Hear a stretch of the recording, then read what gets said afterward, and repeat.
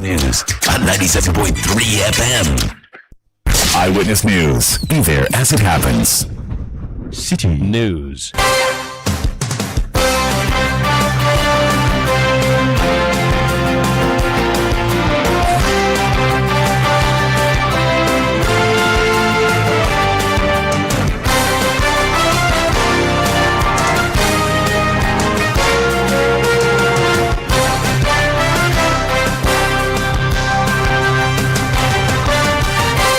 It's 1700 GMT. This is 97.3 Citi FM. You're welcome to Eyewitness News, which brings you great interviews, analysis, and news summaries. I am Umaru Sanda Amadou. And coming up tonight, I thought that it was clear enough. I've read it over several times. It's exactly what it says. But if they want to ask the Supreme Court, that is their business.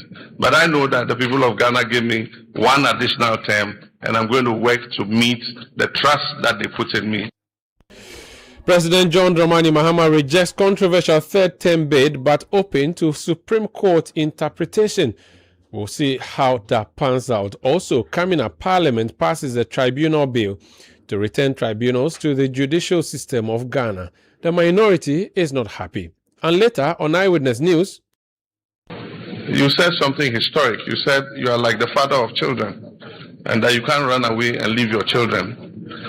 And so if we Ghanaians are your children, we're calling you, we're begging you, Father, come back. Your children are calling you to come back.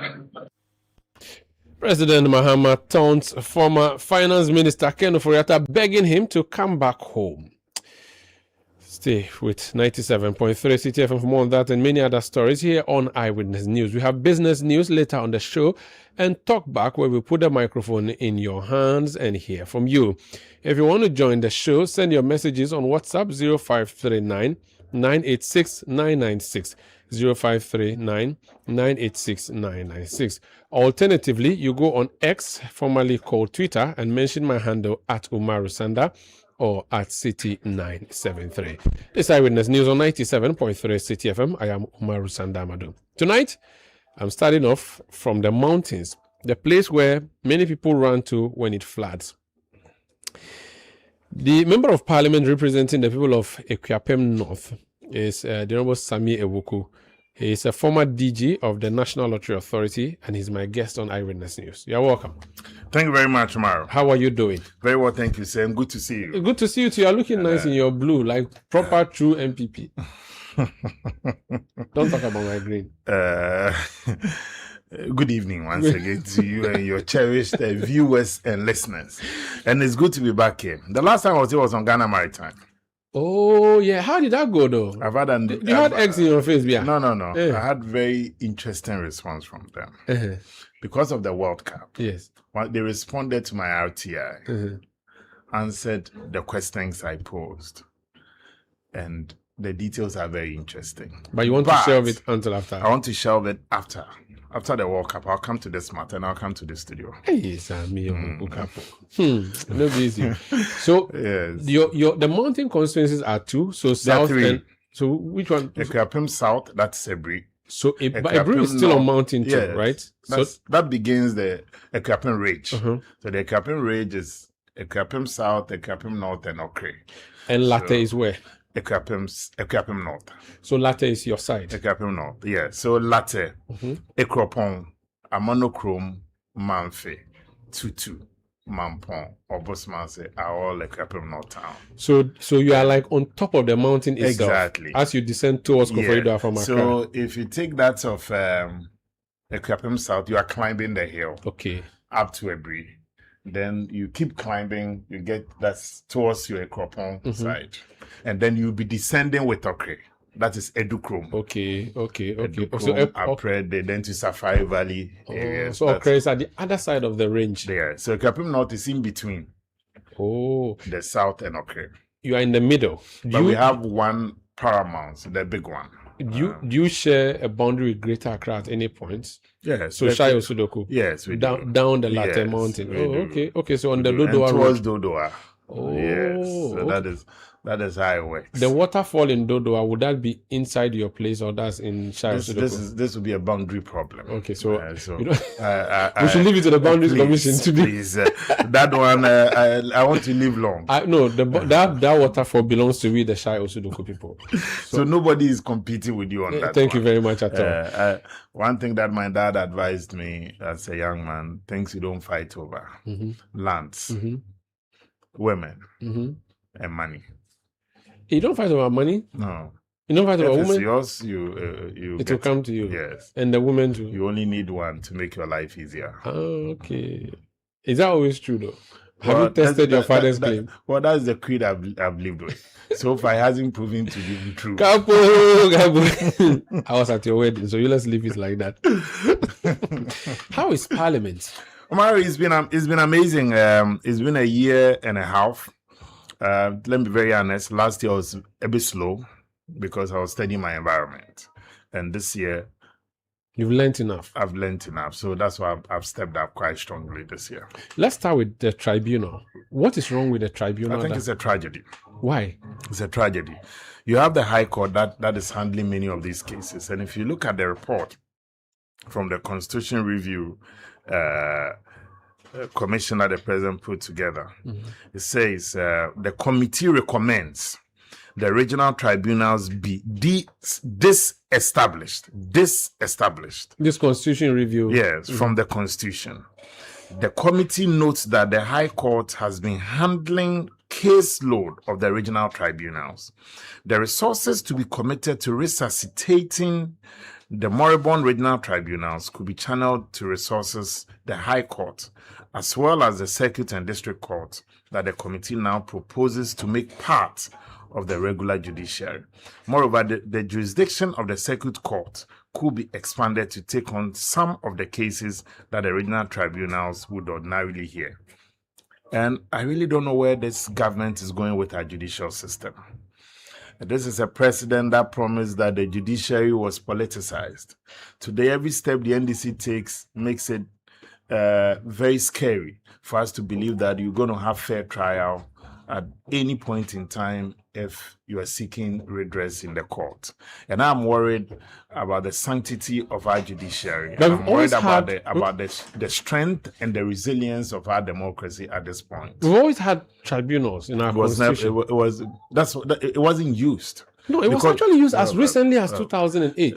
The reality is that how many cases do you hear of the regional tribunal sitting on?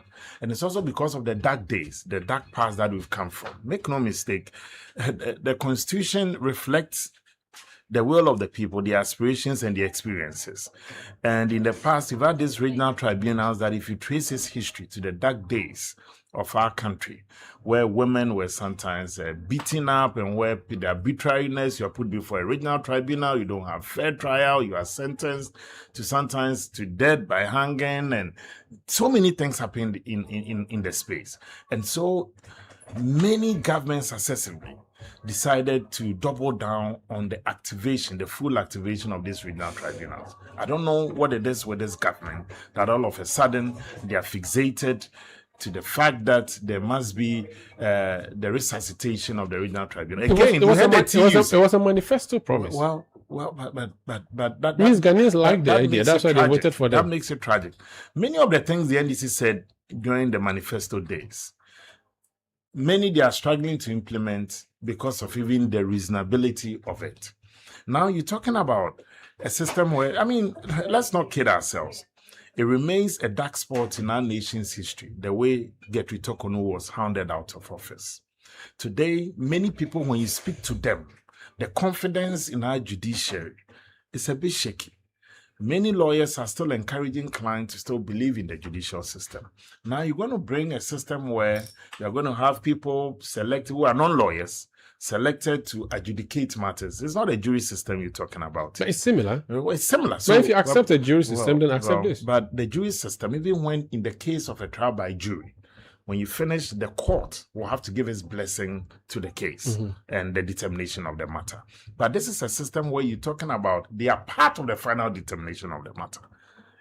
But there's a learned person but who are these people? The NDC is going to still once again packed these regional tribunals with their parachiks, where are we heading to?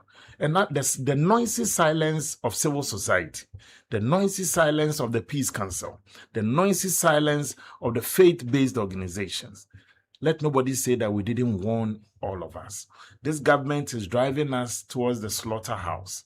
And I am scared that we may get to a point where people will begin to feel that nobody's listening to them. And I don't think it's good for our democracy. I want to ask the leader of the House, leader of government business, why they brought this bill before the House in the first place. Mahama Ayariga, MP for Boku Central. You're welcome to Eyewitness News.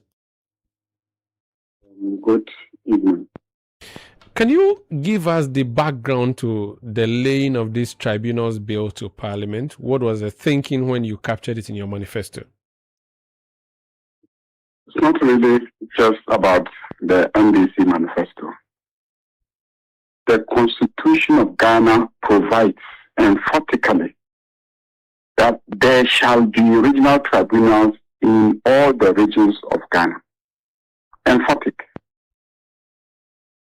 So, in fact, for all these years that all of us who have been in governance, including the various chief justices, including Justice Tokono that he's talking about, for all these years that they have not established regional tribunals in the regions, we have been living in clear, blatant violation of our constitution. For that simple reason alone, until the constitution is amended, no matter what your views are about regional tribunals, it remains part of the fabric of your system of administration of justice as dictated by your constitution. It doesn't say there may be regional tribunals. It says there shall be regional tribunals. It's in the constitution. So if you think that the constitution is good and you are happy to be a president under the constitution, you owe a duty to the same constitution to make sure that there is a regional tribunal, because the words that say there shall be a president also says there shall be a regional tribunal. Why do you pick and choose to be a president and yet you don't want the regional tribunal to exist? So fundamentally, I don't even understand the basis of the argument. That a certain constitutional review committee has recommended that we should abolish the regional tribunal. Have we abolished it? We haven't. Have we amended the constitution yet? We have not. So we have a constitutional duty. For me, beyond this argument, whatever we add on is just embellishing the fact. But as a constitutionalist, and I asked them in the chamber yesterday, the constitution says there shall be a parliament and there shall be a member of parliament. You are happy to be in that parliament and be a member of parliament. And yet the same constitution says that there shall be a regional tribunal. You say, no. Because the regional tribunal was operating under PNDC, you don't like it. But the same PNDC produced a constitution that says that there shall be a parliament and then members, but you are happy to be members of parliament. If you don't accept the tribunal, why do you choose to accept being a member of parliament? So that for me is the fundamental argument. The counter argument is that they are obsolete. They remind us of negative periods, for which reason we should do away with them, and that we are fine on what we are currently anyway. So if it's not broken, why fix it by introducing a tribunal whose membership would be questionable because of the possible partisanship? How do you respond to that? Yesterday, there was a lecture commemoration of Justice D.F. Annan, late, who served on the Court of Appeal and was a speaker and was a member of the PNDC as a PNDC member. The person who delivered the lecture, Justice William Atububa, who served at one point even as Chief Justice of Ghana, as acting Chief Justice of Ghana, he said all sorts of things about the judiciary as it is today. And indeed, he said that some of the courts are not administering justice, but injustice. So, when you say that the system is not broken, so don't fix it, it's totally untrue. That is a former Supreme Court judge who sometimes acted as Chief Justice of this country. telling us this is what the system has become today. How can you say the system is not broken? Why was public tribunals introduced in the first place? It was introduced by the PNDC because of a similar circumstance where, due to the mismanagement of the traditional judicial system, there was significant loss of public confidence in the administration of justice. This is like 40 years ago. Today, Afrobarometer report reports that half of Ghanaians have no confidence in their system of administration of justice. Half of Ghanaians. And I'm saying that even a Supreme Court judge, retired, says that the system is broken. The Constitution captured public tribunals. And I'm surprised that they are speaking of public tribunals as if they will be inferior platform for administering justice. The law says that the chairperson of the public tribunal shall have the same qualification as a high court judge. But in addition, there shall be 2 other members. In fact, those 2 other members could equally be people who are qualified to be high court judges. So you could actually have 3 qualified high court judges sitting as a tribunal, similar to what we have in the administration of, in the trial of prison cases. So don't assume the worst. The worst is that you have a high court judge who is compelled to sit with 2 other persons who are not, lawyers. But the high court judge or the chairperson who is equal to a high court judge in terms of qualification is the determinant of questions of law. Then the rest of the 2 join him or her to determine questions of fact. In jury trials, it's the same thing. The jurors determine questions of fact. Are you guilty? Are you not guilty? Do the facts show that you are guilty or not? Then they conclude. On all questions of law, they take guidance from the High Court judge. What is so fundamentally different from what is already accepted as a system? The only issue that I see is because it is an idea that was initially introduced by the PNDC. That is all. And yet the same PNDC introduced a constitution that they are now enjoying under. But other institutions at PNDC experimented, which worked well, and then, boosted public confidence in the administration of justice. They are kicking against it because it is associated with the PNDC. I think that is not a good enough argument. Let's talk about the concept of living constitutionalism. The committee that we set up by the president to look into our constitution has returned a verdict, and the committee says let's do away with what they call moribund tribunal systems, and in place enhance the court system, possibly even build more courtrooms. If the CRC has said that, and we are looking future or forward, why do we want to go back then? Let me tell you that one of those who largely disagrees with what the CRC has done. And I'm telling you in all sincerity, because when they came before me, they came to meet us in Parliament, my caucus, I was there. I told them that really I don't even think that there's a significant problem with our constitution. I believe 1 or 2 things could be done better. But by and large, I think this constitution has served us so well. So I disagree with many of the things that they have said. And I never hit it. I told them I disagree with many of the things that you are discussing, because I don't even think there's a problem there. Like I said, until Ghanaians vote and say that they are amending our constitution to abolish the tribunal system, there is a constitutional duty by all those who have sworn to uphold this constitution, particularly members of parliament, particularly the Chief Justice, particularly the President, there is a constitutional duty to ensure that we have tribunals because it's in the Constitution. If some people at CRC have their view that, well, they think that it invokes this of,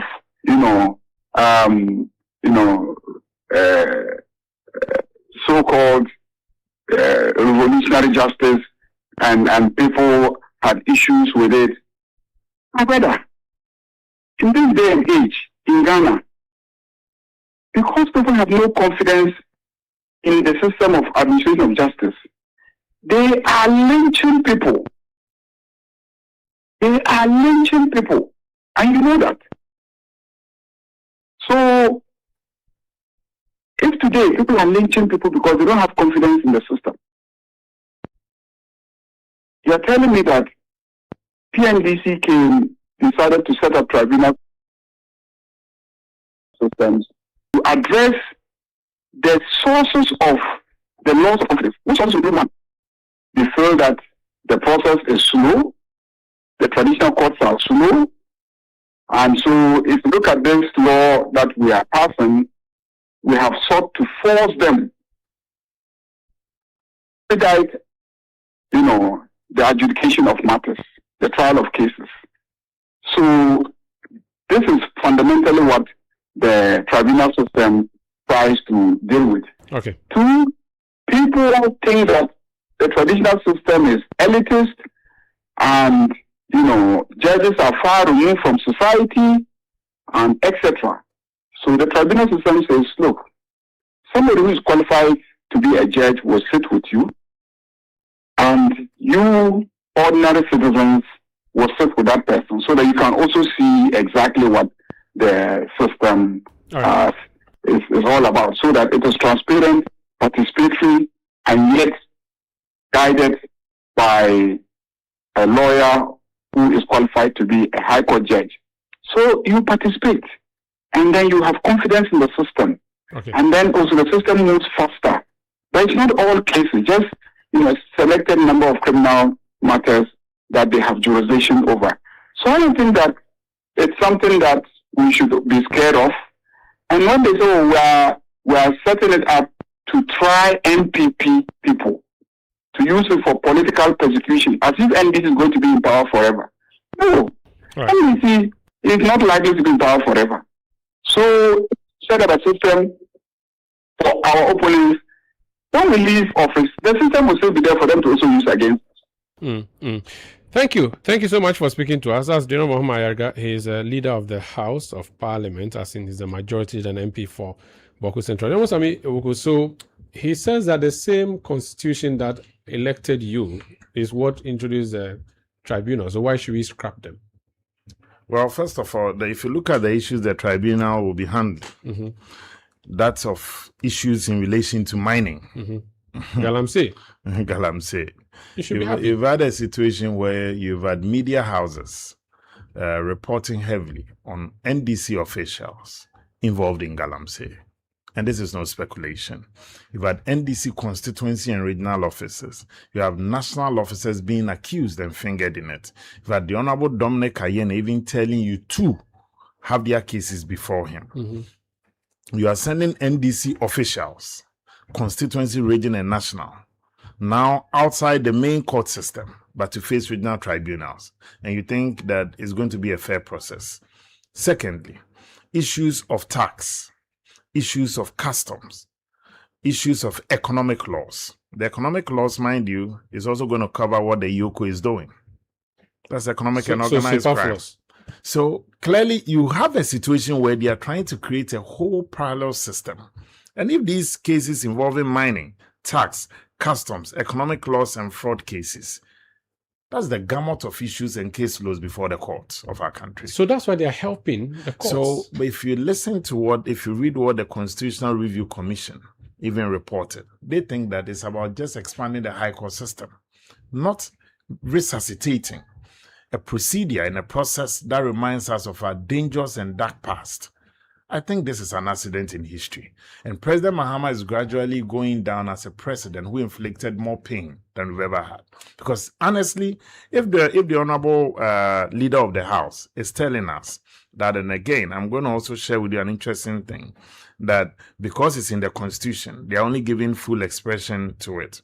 Let me remind him of another provision in the Constitution. Which says that what? I think that instead should bother them, and we work towards it. It's about Act 939, Section 17 of our Constitution. Act 939. Article. Act is an act of Parliament. Okay, wait. And I'm talking about the National Youth Authorities Act, the act establishing it. Act 939, Section 17. It places enormous responsibility on government to make sure that the common fund, the DACF allocation every year, you give 5% towards youth-based programs as far as the National Youth Authority is concerned. This year, they've received zero. Not a penny. But this is something that you're talking about the youth of our country looking forward to. Talking about the YE. The YE's allocation as far as the DACF is concerned, Act 887, or the act establishing the YE, also talks about 10% of allocation towards youth employment. This government this year, they've done even less than 5% of it. And the government is not interested in how to resolve youth-related issues, unemployment issues. Today, take the city of Accra, the greater Accra region. 1 out of 2 young people you meet is unemployed. And the government is not worried about it. But they are interested in setting up tribunals so that it more or less will try cases that they are interested in as a party and government. And that's what I'm saying. I'm worried about the noisy silence of the media, of civil society, of the Peace Council, of faith-based organizations. Maybe because they agree. They shouldn't lose their voice. Maybe they agree. The TUC, yesterday, that's the organized labor. They did bare their teeth. They spoke in defense of the people of Ghana. And let nobody think that Ghana all of a sudden has become just a cocktail of just NDC supporters in there. You have great people, discerning people too on the other side, and people in the middle who are worried about the safety of our people and where we're heading towards. So if a government that claims to prioritize employment and places premium in fighting youth unemployment, 10% allocation towards youth employment, they are not interested this year. Last year, they did still allocate less than 5% of that. This year, out of the 5% to National Youth Authority, to also help with capacity building, training of young people, they've received zero allocation. And you are interested, you are majoring in the minor as a government. And that is where we are worried. This tribunals thing can be the last egg that is just going to splash in the face of this government. There's something else related to that. You talk about President Mahama going down. It appears he may not go down if the Supreme Court decides that he can run for another term. But he himself has said that the only consistent thing about this government is their inconsistencies in government. President Mahama first spoke about the fact that he wasn't interested. Overnight, you have people affiliated to his party or people urging him on to consider a third term. You have Fifi Kwete, the Secretary General of the NDC, calling even NDC communicators and apparatchiks who were urging the president to go for a third term as sycophant and hypocrite. You had the national chairman of the party in a sit-down interview with a journalist saying that the party will respect the constitutional term limit of our country. Now you have the president, I don't know if this is to break the silence or whatsoever, telling us that, he has read that constitutional provision time and over again. Mr. President, I said it last week. I said, don't drink this cup of poison. It's not yours. Let it pass. Because there are people in your own party who will conspire with the opposition to see that this thing doesn't work. Nigeria tried it even with the strong man Obasanjo, and it didn't succeed. Obasanjo didn't succeed. Strongman Jerry Rawlings, who birthed the NDC as a party, never toyed with the idea of a third term.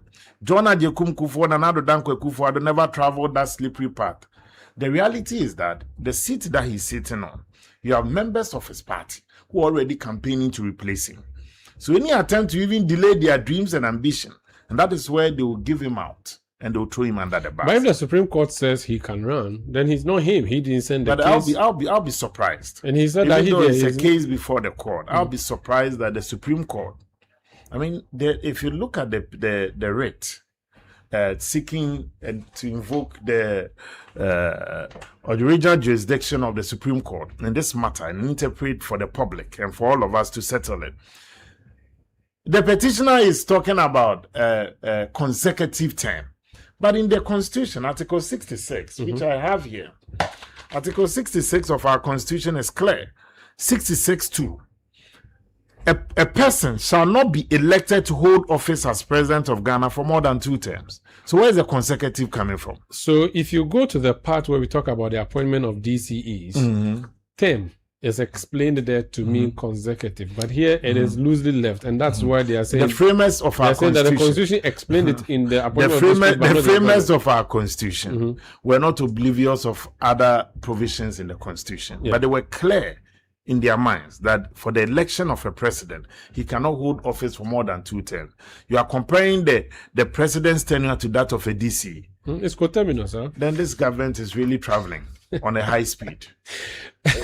So you do not expect the Supreme Court to decide? It will be tragic for the nation, and I think the court will be minded of the fact that the decisions that they make affects people. It affects the destiny and the future of a nation. I'll let my listeners listen to what he said later on in the discussion, but I want to move you again to another thing. Your own party, the New Patriotic Party. You went to the polls and you want to beat up people. Today I saw a video of Oketechi looking so bad. He's been badly beaten by his own party members because he has gone to serve a writ. I didn't see the party people, but I saw police brutally assaulting him. And I didn't see party supporters. And I think this is a matter that must be investigated. Crime is crime, and crime should not be colored. I honestly believe that even though Oketechi is not a court bailiff, let me also, as a matter of principle and fairness, he's not a court bailiff. That doesn't mean that he should be subjected to that severe beatings by officers of the law enforcement agency. It is not right, it's condemnable, and it's not something that we should even glorify. I also want to put on record that it's something that the party is seriously looking into it, and will also help to push it to the final There conclusion. appears to be a standoff between the party at the national level and at the regional level, at least for Ashanti region. Chairman Wontumi says that General Secretary and Acting Chairman Bute are conspiring to put Afoko back on the seat as chairman against him. He said this yesterday, and this is in relation to the reaction of the National Executive statement annulling some elections in his region. He had gone to swear the people you are saying in Accra that they are not properly elected. He is not happy. Well, I honestly think that let us also be fair. The National Executive Committee of the party is the third highest decision-making body of the party after conference, after National Council, then the National Executive Committee. And they were clothed with the right powers and mandate to also set rules and regulations towards the conduct of constituency elections. If the National Executive Committee takes a decision and the regional party is not happy about it, there's a way to go about it, but not to flagrantly disregard the orders of the National Executive Committee. Because I don't think that it will also augur well if at the regional executive committee level they take decisions and the constituency executive committee also flout it. Is the party afraid of Wontumi? Oh, no. But the party works with rules and regulations. Speaks and he speaks and no, nothing the party happens. works with rules and regulations. And me, I have not really followed the matter keenly. However, with what I have heard, I think that if you may disagree, you may have the National Executive Committee taking decisions that you are not happy about. But there are ways that you can also seek redress and review of decisions of NEC, but not to spite National Executive But Committee. his statement has empowered the constituency executives. They held a press conference in Ifejakwabere yesterday and said that, listen, I am elected chairman and I remain chairman. I was sworn in by my regional The constituency is not bigger than the national. Yes, but I'm saying that because of the back and forth between national and regional, without prejudice and without also taking sides as far as the various aspirants are concerned at the constituency elections level and where the elections did take place against court orders without taking side. One thing I'm fortified in my belief is that once the party issued a statement listing that these places we have difficulties in there, Article, the various provisions in our constitution, I think Article 3 or 4 of our constitution, enjoins party members to uphold decisions of the party. Decisions of the party, they are not taken at chobas. Decisions of the party, they are not taken at lorry parks. They are taken at meetings within the structures of the party. Either at steering committee, national executive, national council, delegate conference. Then at the regional level, regional executive committee, regional steering committee, whatsoever. So the medicine may be bitter, but it is necessary. You may not like the decision, but this is the decision of the party. And if you feel strongly about it, there are ways to seek redress. The moment we start weakening the party structures at the national level, it may affect the party's base. And that is what I'm saying, without taking sides in the matter, without listening to who is right or wrong, decisions of the party must clearly be respected. The NDC's Mustafa Gbande sat in the chair you are sitting in yesterday. I think I heard him. When these issues came up. And he said that what the regional chairman did was an anti-party activity and he ought to be punished, and that this could not have gone unpunished in the NDC. But MPP, you are lawless, so you don't do anything. The MPP in the past has taken, but you did remind him that this is a party that took strong decisions against chairman a sitting national chairman. Yes, but the point is that so Mustafa cannot use this one to just make that. If you were still, he can be diabolic and he's a celebrated propagandist as well. But I will not defend him because propaganda secretary used to be a part of the. So he's deputy general secretary, but he's also a celebrated propagandist. He's witty. Then you see they have some of these guys in there. They are colleagues, but these are people that anytime I hear them speak, I have to make sure that I scrutinize what they are saying. Else, they embellish it with propaganda just to make sure that the issues sound appealing. It doesn't take away the fact that the regional chairman defied a national directive. And that is if you were still a national officer, which you once were, what would you? It's not about it's not about my opinion. It is about what the party's constitution says. So what should the party do to him? And the party's constitution, it says that decisions of the party must be upheld by members of the party. You may not like the decision, but you clearly have to uphold decisions of the party. However, one of the key ingredients of law is the principle of natural justice. If the regional chairman did not know of this decision of the party at the neck level, he can also have a leeway and say, I didn't know. And of course, if you don't know, you cannot abide by a decision you don't know and you are not privy to. Your colleague unless that the National Executive Committee can say, no, the regional party was briefed, they were served, and the chairman was in the know. And they defied it. Then they defied it. Okay. It's on the basis of this that the national party can say that then this is an anti-party behavior. You have gone against the provisions of our constitution. That's what I'm saying. These are matters that the national party should be able to sit on it. Your colleague MP for Boase West, Kweku Kwarteng, also wrote a long letter to the General Secretary saying that, again, there was some disrespectful behavior and acts in his constituency. He names a Fidiasia Sokori MP, Dr. Nana Yue, saying that he engaged in some actions that he has to be punished. He also said that someone who went independent against him has been made to contest. He feels that that's unfair and wants the party to quash that particular election. What's your view on that? It wasn't addressed to me. It wasn't, but you're a party member.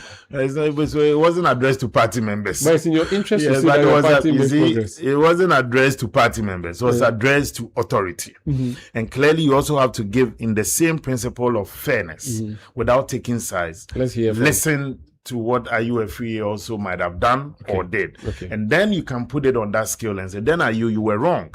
Maybe you did go beyond your limit and boundaries. Or this one, the party is not in the known of this decision that you claim was taken in collaboration with the party. Or Senior Kweku Kwarteng, I think you also accuse your brother wrongly and he's innocent. Without hearing from the other side, you are a student of law and an incoming lawyer. So you know that natural justice also enjoins us to listen to both sides. How did the election go in your own constituency though? No issues? I think it was okay. Do MPs have an interest? Did you have an interest? My interest was to see the party come out of it successfully. And it was? And I've congratulated the winners, and I've also encouraged those who lost to still come on board. The party is looking forward to having a Thanksgiving service this weekend, which I'll be present, and they're seeking to have a thank you tour the following weekend, which I'll be present. I think so far there was no incident recorded in my constituency. How is your constituent Dennis Miracle Abuaji doing after the arrest? He's well. Met up with him not the day after he was released. Okay. I accompanied him to the residence of the flag bearer for him to also have a chat with him, and for the flag bearer to also understand and get to know what was discussed in there with him. But they say he stole money. But interestingly, the man was interrogated for hours. He was kept in the cells of law enforcement agencies since Saturday evening, Sunday, Monday, Tuesday, and Wednesday. And the 5 days that he spent in the hands of his captors, they never discussed 55 million cedis with him. Really? And that's what I find intriguing. So at every point in time, according to him, the discussion centered on some decisions taken by him when he was there in the management of the place, and secondly, also decisions covering instructions that he received from then his sector minister to do A, B, C, and D, and then also some procurement issues. So in total, they were talking about 5 million cedis. Not 55. Not 55. So he had the 55 million cedis after Yoko had put out that statement. But that is strange. What do you make of the arrests and the I think, first of all, it was unnecessary. The drama was unnecessary. This is somebody that is a known quantity. You don't need to struggle to find Dennis Miracle Abuaji. You might hear him on this radio or see him on that TV. That is one. Two, Dennis and his lawyers were known by Yoko because they had appeared before Yoko twice. Subsequently, his lawyers had reached out to Yoko. Anytime you need our client, please let us know. They said, when we are ready, we'll let you know. Miracles, without being notified of any stop list, then travels out of the country for a program for, I think, 5 days. Upon his return to Ghana, he gets arrested at the airport that, you are on a stop list. A stop list is supposed to prevent you from leaving the jurisdiction because you're under investigation. Not when you are returning into the jurisdiction. Because Yoko said they didn't know he had gone before they issued a stop list. They didn't know. The same manifest that people travel out of the country, or Miracles is now using charm from Latin. People have that. Well, I don't know, but that is what I'm saying. But they said they didn't know as of the time they went to seek the stop list. So then the stop list was not necessary to even invoke a spirit and letter in Ghana. I hope you are getting. You didn't know, because the stop list is supposed to prevent you from traveling out, not when you are coming in. Mm-hmm. So once you realize that he was back into the jurisdiction, you only have to notify his lawyers that I think now we will need your client. Because you know his lawyers. They've been appearing before. You have their contact. They have your contact. They reached out to you not long ago. Do you need our client? You said no. Then fast forward. Article 19, Article 296 of our Constitution also talks about the issue of exercising discretion. And that is why myself and colleagues from Robert Smith Group, we want to test this law. Because you see, the exercise of these discretionary powers can simply not be left in the hands of people to exercise it in a manner that flagrantly violates the fundamental human rights of people. Article 296 of our Constitution, it says, where in this Constitution or in any other law, discretionary power is vested in any person or authority. 296A. That discretionary power shall be deemed to imply a duty to be fair and candid. A duty to be fair and candid. And a duty to be fair is in the eyes, is a reasonability test, objective test, not a subjective test. That if Umaru is the one exercising the power of discretion, and you are investigating somebody for 5 million, and at all material point in time, you've only engaged me on a 5 million matter, will Umaru place or post a bail condition of 50 million? No. So then it won't meet that reasonability test. That is one. 296B. The exercise of the discretionary power shall not be arbitrary. shall not be capricious or biased either by resentment, prejudice, or personal dislike, and shall be in accordance with due process of law. So I don't have to dislike you and then post a bail condition that you know clearly that you cannot meet.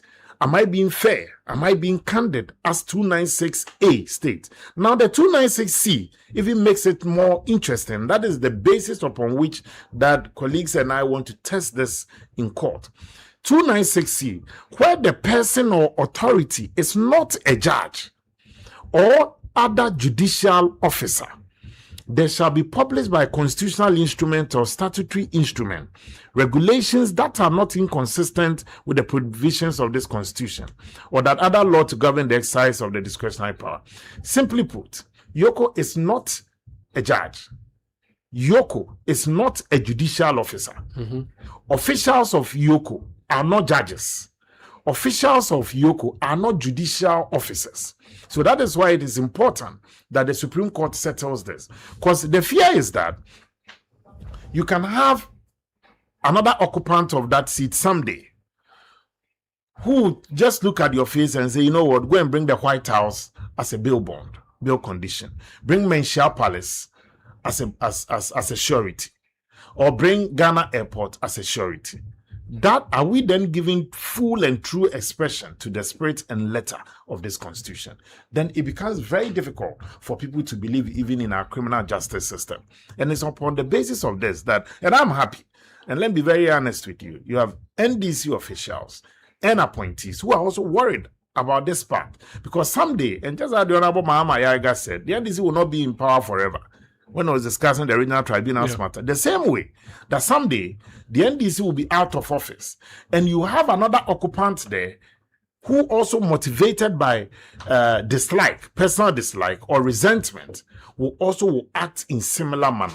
And this definitely will weaken our democratic institutions. And that is where some of us are worried. We need to move, but how is Dr. Bawumia doing? Oh, he's very well. Any planned activities that you can share with us about what he's doing? Well, no, he's been engaging people in pocket. And so far, the good thing is that he's also been a keen follower of the current development. And as you know, recently he was also very visible in the flood-related matters. And he's also worried about the unfolding event within our ecosystem, i.e. the activities and behavior of Yoko. And he himself in his statement said in active collaboration with some elements within the judiciary. He's also been quite worried about the noisy silence of people that we believe should stand up and be counted. That notwithstanding, he remains hopeful and optimistic about the future of this country. Any major events coming up that we should know about that he's involved in? It will in? be shared as and when. Okay. And, but he's fine. Everything's under control. From here, I'm seeing him. He feels his chances are brighter, or because Manama is doing well at least forcing things are not. The NPP, the odds favor him. The odds favor Dr. Bawumia in 2028. But the NPP will not go into the elections with a complacent attitude. The reason why you have elements within the NDC, and I'm telling you today, persuading President Mahama to toy with the idea and embark on an adventure of a third term is that the NDC, as they speak, they do not have any candidate that, in their estimation, can beat Bawumia in 2028. There are two people. Either you have an Esiedun Ketia emerging or Julius Debra emerging. Let's assume any of them emerges. This nation has a certain history. I don't know whether if it's mythical, it's magical, or whatsoever. Since 1996, every president has handed over to the one he contested with from the opposing end. Rawlings contested Kufuor in 96. 2000, Rawlings handed over to Kufuor. Mills contested Kufuor in 2000. Contested Kufuor again in 2004. 2008, Mills Kufuor handed over to Mills in 2009. Nanado contested Mills in 2008. President Mahama, Mills passes on, President Mahama takes over. Nanado contests Mahama in 2012. Nanado contests Mahama again in 2016. Mahama hands over to Nanado. Mahama contests the Kufuor again in 2020 and in 2024. And the Kufuor hands over to Mahama. That's why I don't know whether it's mythical or magical. Whichever way it goes. If you look at the NDC's own trajectory now, in the party today. The national chairman has a firm grip too of the party in his pocket. And that is why even the president is struggling to penetrate. Recently. Yeah. I'm being honest with you. The president is the most popular person in the party. The national chairman too is popular. Then the president has 3 candidates. The presidency, they have 3 candidates. 3? Yes. You have chief of staff, very strong man, also interested. From your region? Yes. You have Professor Jenano Pukwadjon. You have people too around the presidency encouraging her to go. Then you have some people around the president also believing that Attah-Mensah should step in. So you have 3 from the presidency. Then you have 1 from the party. That's the national chairman in it. So they themselves, and there's no way the NDC will have presidential primaries before October 2027. No way. Why? Because every certain president normally doesn't allow for you to make him a lame duck president 2 years into an election. You have your presidential primaries in October, let's say. The earliest they will have it is in October. And you can mark the date. You have it in October 2027. You need a minimum of 6-7 months to do reconciliation. Takes you to April 2028. Are you going or coming? That's what I'm saying. The odds favor the MP. However, the NPP is not going to win the elections based on the NDC's internal issues. We're going to win the elections based on the surgical messaging of the party, the honesty and the integrity of the candidate. So you have seen and the appeal of the candidate. So you have seen that Mahama is a candidate you cannot beat, and that's why he's not going to be on the ballot. That's why he decided to go to court to prevent him from running. He's not going to be on the ballot. That's why he himself has read the signs. He's read the room. Yeah, but if the court says that's what I'm saying, that even Obasanjo, strong man Obasanjo tried in Nigeria. Yeah. Baba didn't succeed there. Vladimir Putin did, and he succeeded. I'm not sure Mahama is taking lessons from the Kremlin on this matter. This is different from the Kremlin. We're talking Ghana. And I can tell you for a fact that the president, if all conditions were equal, would have loved to take a third bite, but he himself is reading the room. I said there will be active coordination of members in his own party, internal, and that of the opposition to nail him on this matter. Honorable Samuel Attah-Mensah, and if the president needs more advice and intro and intel, we will share with him, because you realize that you are only a leader when you turn and the people are following you. The moment you turn and the people are not following you, you are taking a walk. We don't want the president to take a walk into his retirement. He should retire in dignity. Thank you. Thank you so much. The Honorable Samuel Attah-Mensah, Member of Parliament for Ikwapim North. He was my guest here on Eyewitness News. I want you to now listen to President Mahama. He was in Ho, and he spoke about this third term issue. Let's listen. The people of Ghana gave me a mandate for 1 term, and I am working hard to meet the promises I made them. And so I always tell my ministers, I say, let's number our days so that we can work harder to meet the promises we made the Ghanaian people. I know that people have gone to the Supreme Court seeking interpretation of the clause that governs the tenure of the president. If you ask my personal opinion, I thought that it was clear enough. I've read it over several times. It's exactly what it says. But if they want to ask the Supreme Court, that is their business. But I know that the people of Ghana gave me 1 additional term, and I'm going to work to meet the trust that they put in me. So that's President John Dramani Mahama speaking in Ho. He is there on a tour where he is engaging in commissioning of projects, the 24-hour market and all of that. And then he also took the opportunity to answer this vexed issue of a third term. He also talked about Ken Ofori-Atta. We'll talk about that when we come back. Please stay. Eyewitness News. Be there as it happens. Everybody they sell, but your shop they empty. Where's my report? Bro, month no end yet. But see, your pocket stop they take. Another emergency for the house. Come and get ideas. Ideas go kill them. Another idea, another mark time. No capital to start. For some people, this silence no be peaceful. It be money matter. With bills, there's no need for silence. From my emergency loans to salary loans to working capital loans and startup loans, Bills has you covered. Apply with your Ghana card today. Call 0596 920-833 or 0302-200-390. Bills, financing your needs. T's and C's apply. You know that feeling. A hospital bill that arrives out of nowhere. A diagnosis you weren't prepared for.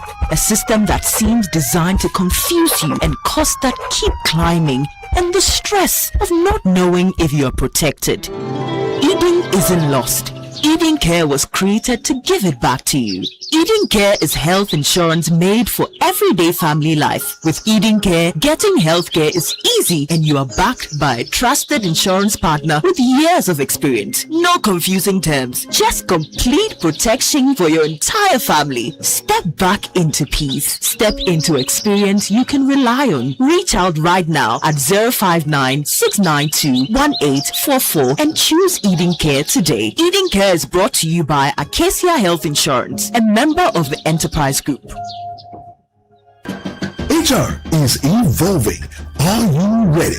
Join industry leaders, HR professionals, and business executives at HR Connect Conference 2026 for powerful conversations on transforming HR into a true driver of business growth and competitive advantage in Africa. The theme: from certification to competence, why elevating HR is critical for business growth and competitive advantage in Africa. The date, 30th and 31st of July 2026 at the Labadi Beach Hotel at 9 a.m. daily. Tickets are going for 2,000 Ghana cedis only. HR Connect Conference 2026. Connect, learn, lead, and transform. Chairman, when should I expect the goods? But you haven't paid for the last one you owe me. Oh, we spoke about this. Help a sister out, eh? I will sort you out immediately after I clear this batch. See, I know how this goes. I'm not ready for that today. Just this one time. Hey, if I miss this delivery, I'm finished. You still the big supplier. When Misika is offering flexible loans, all you need is to sign up as an MTN merchant, dial *171# and follow the prompt. Get a loan and a partner who understands your journey. Misika Day for you.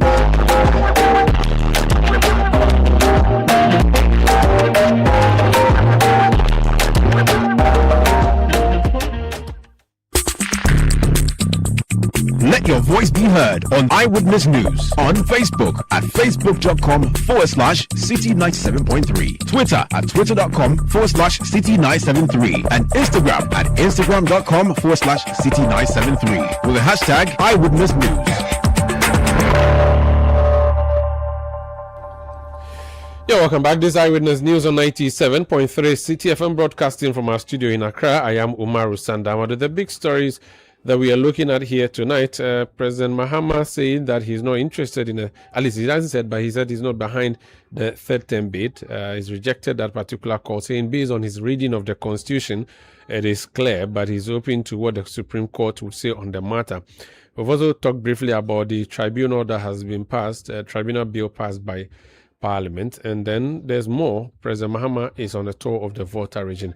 Let's do news summaries now, and Ejubi Wiafia continues in studio. Ejubi, please take it over. The Ghana Medical Association says it has stepped up efforts to support medical professionals facing mental health challenges and substance abuse.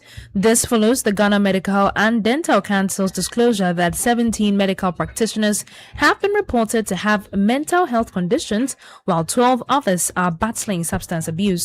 Speaking to Citi News, GMA Secretary Dr. Richard Salome said stronger systemic support is crucial to safeguarding both practitioners and their patients.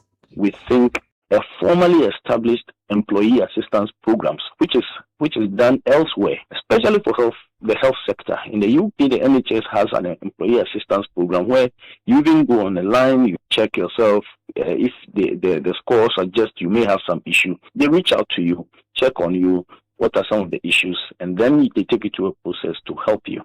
We don't have, even though on some papers you have some sort of employee assistance programs, it's not effective and it's not really existent. And so, as an association, we have pushed that these should be established And within the association itself, we have had some efforts and initiatives to try to assist members. And many of our colleagues who have had to go to some of these programs, GMA has had to step in various ways of support to try to assist.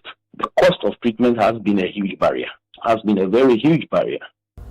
You heard General Secretary of the Ghana Medical Association, Dr. Richard Salome. Moving on, the Graduate Unemployed Nurses and Midwives Association of Ghana is expressing concern over the lack of clear guidelines from the Health Ministry on the recruitment process for nurses. The concern follows President Mahama's directive for the recruitment of 16,000 nurses, with 8,000 expected to be engaged in the first phase. Speaking to Citi News, the Associate President of the group, Joseph Tay Opata, appealed to the Finance Minister to issue the necessary clearance and documentation to facilitate the placement of the nurses on the government payroll. Phase 1 is partially done. Some people are yet to start work. Some people have gone for the interview and they have not heard anything about it and even know where to start work. Recruitment becomes complete when such individuals have been given appointment letter. This state when they are supposed to start work, and even salary that hard will be given to such people. And I will speak to you about 20% of such people have been given these letters. About 80% of them are yet or may receive it. The ministry is not giving any timeline as to when, how, and that is very disturbing. Now, if really there will be a phase 2, by now there has to be a timeline regarding it. Like, oh, we're looking at maybe somewhere September, and that portal will be open so that the remaining phase exercise also continue. But that's up to now. The ministry is silent about it. You ask them, they tell you they are waiting on Ministry of Finance. So I use this medium again. The remarks we get from the Ministry of Finance is that they are waiting and they are looking up to you to issue a letter of readiness to recruit and put these nurses on payroll. You heard Associate President of the Graduate Unemployed Nurses and the Midwife Association of Ghana, Joseph Tay Opata. Now, in the Ashanti region, the Kumasi Metropolitan Assembly has begun demolishing makeshift structures behind the Cocoa Board office at the Asafo interchange.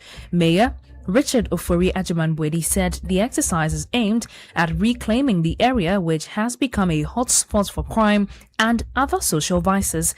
He warned that the assembly will not tolerate the illegal occupation of public spaces.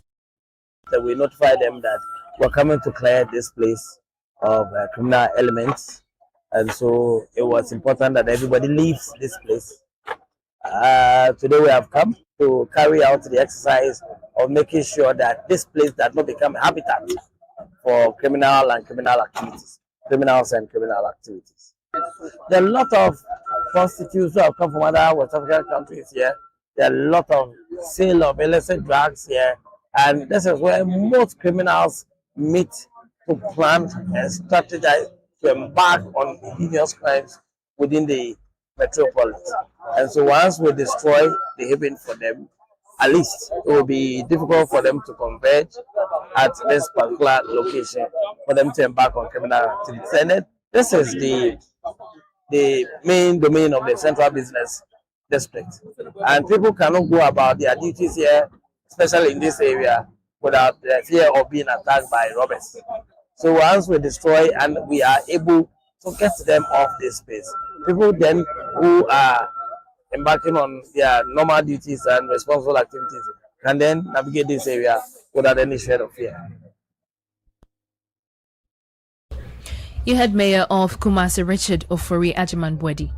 This Eyewitness News on 97.3 Citi FM. That was a Jubi Wiafia Kentin bringing us news summaries. This Eyewitness News. I am Umaru Sandam. We'll be back with more on this. Please stay with us. Eyewitness News. Be there as it happens. Charlie, notifications. Oh, hey, you make hot pass. Charlie, some small momo loan where I take. Deadline be last week. They know they allow me breathe. You whine for breathe. Hey, guy, we can't talk that. You they go take money. Time catch. You know they won't pay back. Huh? You know say you know they end with you, right? You pay back, the next person self get chance. Somebody will really they need that. I never see him like that before. Make I do him now. And done. That's how it's supposed to be. You be the dog. Yeah, I mean that. Responsible borrowing be the real flexo for today's needs and tomorrow's dreams. Borrow, sort and pay back. No more day.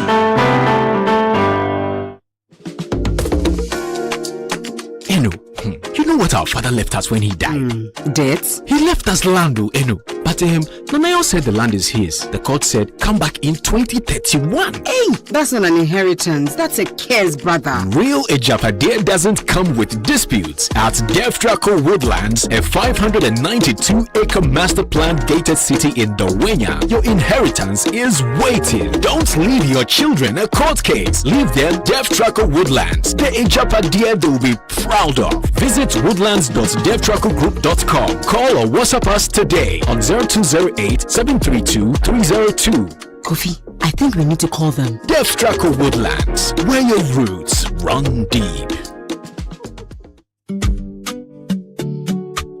You know that feeling when you're getting ready for work. Your shirt is still crumpled and the iron is just starting to warm up. Or you're late for the wedding and now about to blow dry your hair. Or you have just stocked up meat for the cold store and then suddenly, light off.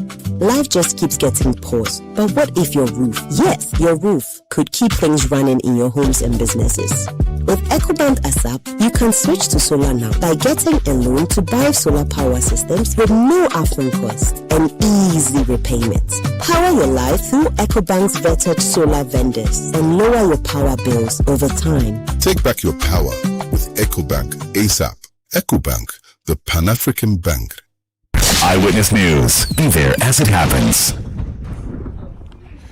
Yeah, welcome back. This Eyewitness News on 97.3 Citi FM. Eat some, but treat Nkuko Nkiti as a business. Eric Opoku to beneficiaries. A story by Patricia Boachi on citynewsroom.com. It says the Minister for Food and Agriculture, Eric Opoku, has urged beneficiaries of the government's Nkuko Nkiti initiative to treat the program as a business venture by selling most of the birds they rear instead of consuming them. Speaking on the future of poultry beyond Nkuko Nkiti on Friday, July 17, the minister said while beneficiaries are likely to use some of the birds for household use, they should prioritize expanding their stock and selling the rest to generate income and contribute to the growth of Ghana's poultry industry. The Honorable Michael Kwesi Edu is Member of Parliament for Oforikrom. He's joined us on this particular matter. Honorable, you're welcome to Eyewitness News. Thank you very much, Umaru, and good evening to your listeners. Good evening to you. Before we speak on this matter, I want us to hear the minister speak. It was a platform that was provided by Joy News. I want us to listen to what he said, and then we can talk about that. Look, you have raised the best. That is excellent. But once you have been considered and given even 10, 20, 50, whatever you are giving, you have the right. You are a human being. You cannot leave the best there and then go to the market to buy chicken to come and eat once you have it. So consume some, but don't consume everything to boost household food security and nutrition. Consumption is part of it. In any case, what are birds raised for? Are they clocks to be fixed on the wall for people to look at? They are meant for consumption and the local consumption. So even when you encourage them to sell, they are selling to local people for consumption. So the ultimate of this investment is to boost local consumption so that people can develop taste for locally produced bears. And that will shift the demand for imported poultry to locally produced ones. Because as we speak, on annual basis, we expend $350 million United States dollars to import poultry products into Ghana. That huge amount of money is creating jobs in those countries at the expense and peril of the youth of our nation. And that is why we said that with this project, we are going to unlock the full potential of the poultry sector for job creation. That's Minister for Agriculture, Eric Opoku. The Honorable Kwesi Edu, you're welcome once again. He said that the reason we rear the chickens is to eat them anyway. So if they eat them, what's a big deal? Umaru, is very disappointing listening to the Agric Minister, because if that is the reason for doing the Nkuko Nkiti program and spending over 200 million Ghana cedis, then I would say the program is a failure from start. If we wanted to feed people, then the government should have budgeted for feeding people. You cannot take taxpayers' money buy chickens and give to people and end up telling us that it is meant to stimulate consumption. The issue we have here is that there is too much importation of poultry, and every government is looking at how we can reduce the importation of poultry and increase production locally. So as a government, if you are looking at increasing production, the efforts that Ghanaians are looking at is how you support existing infrastructure, existing farmers in the poultry business, and even make it attractive for new farmers and new businesses, young people who want to enter into the poultry business to get the attraction and get into it. But if we decide to start a program and spend over 200 million cedis to purchase chicken and distribute to people, which of course we know that most of them were party people. They were distributed through the district assemblies, through the Greek offices at the district assemblies to party people. And of course, if you distribute to party people, you politicize the program, and as such, you will not get any realistic outcome from the program. Very, very disappointed and sad to say that a program which was meant to increase poultry production has now become a program that is feeding party supporters. And in any case, the minister should come back to Ghanaians and put out a different program for the Nkukon Kitinkiti. We are expecting him to, at least, tell Ghanaians how he's going to support farmers who are into poultry production. We, on the MPP side, we felt that there should be clear and strategic investment in the poultry sector. For instance, how are they giving support to those who are already in the sector in terms of financial support and so on? What kind of training are they giving to them? What kind of technology are they giving to them? The MPP in our manifesto, 2024 manifesto, had indicated that we were going to train farmers, give them support through the One District, One Factory program, so that even young entrepreneurs who want to venture into poultry can start on a scale and then scale it up to become large-scale farms. And that was more strategic, and that could have even increased the production that we are looking at. We also looked at the comparative advantage of various districts, because there are some districts that when you share poultry to them, they will not be interested in poultry. Rather, they will be interested in cattle. But then there are districts that you go there, you see that they are very interested in poultry. So we're also looking at the comparative advantage of every district so that we support them with financing, with training, with technological support and all that, infrastructure and so on, so that they can do the business, the poultry business, and increase production. But here we are, a government comes and shares chickens to almost everybody in every district. People who have no know-how, no technical know-how of poultry. Nobody, people were not even trained. The extension services were not trained so that they'll go down and even teach these people who took the chicken how they will manage them.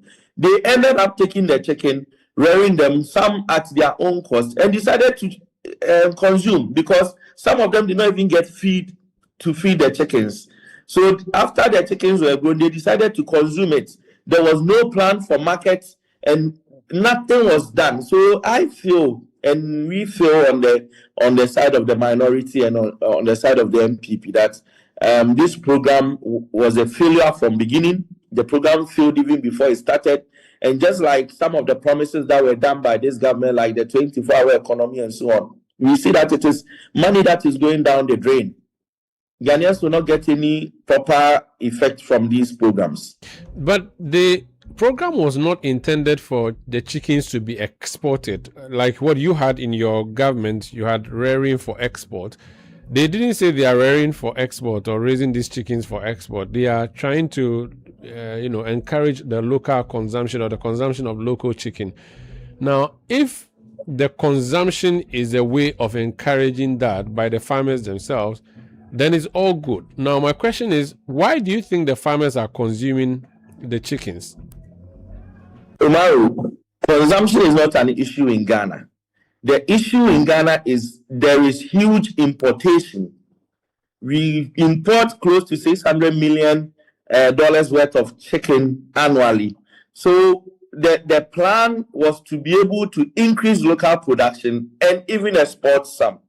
The reasons why they are consuming these chickens is the fact that I mentioned earlier that one, the program is politicized. The chickens are given to party people within the constituencies and districts. And the moment you give such government programs to party people, they feel it is their thank you. It is the thank you from John Mahama. You have been to some places, even in my constituency, where they will tell you, NDC people will tell you that John Mahama has been good to them, he has brought them chickens and so on. So they use taxpayers' money to buy chickens to thank their party people, and that is why the program is failing and people are consuming it. Do you think the program is not meant to stimulate consumption, as the Agric Minister is saying? The reason why we are all speaking about poultry is the importation of poultry. It is on the high. The amount that we use in importing poultry is on the high, which has been a headache for everybody. And we have been thinking about how we reduce importation of poultry, stimulate poultry production in Ghana, support local businesses, and build poultry business in Ghana. Okay, if you were in charge, would you scrap the policy completely, or you think there are better ways of improving and keeping it working for the economy? I think there are better ways of doing this. One is looking at the amount that was put into this program, 200 million cedis or more. It's over 200 million cedis, which translates to about 20 million USD. That amount could have been channeled in supporting those who are already existing farmers, existing poultry farmers, and also identifying new farmers who would want to go into it with well laid out plans that can bring results.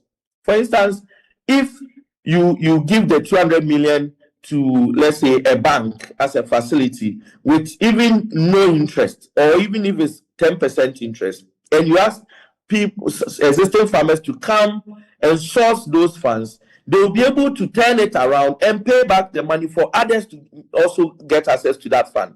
But then when you decide to buy chicken and spread it across board and people consume, that is 200 million cedis of taxpayers' money going into the stomachs of people, which doesn't yield any results.